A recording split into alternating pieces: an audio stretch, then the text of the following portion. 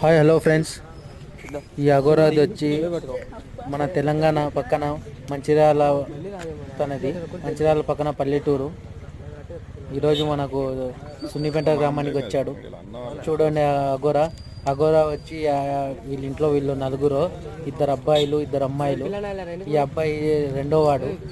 ఈ అబ్బాయి అమ్మాయి కాదు, అబ్బాయి కాదు. ఈ అబ్బాయి ఆపరేషన్ చేయించుకొని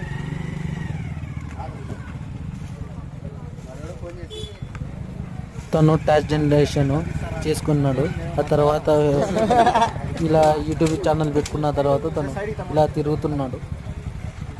దీని గురించి మీరు కామెంట్లు లైక్ కొట్టి ఎంత మాత్రం నిజమో అబద్ధమో మీరు కామెంట్ సెక్షన్లో పెట్టండి ఫ్రెండ్స్.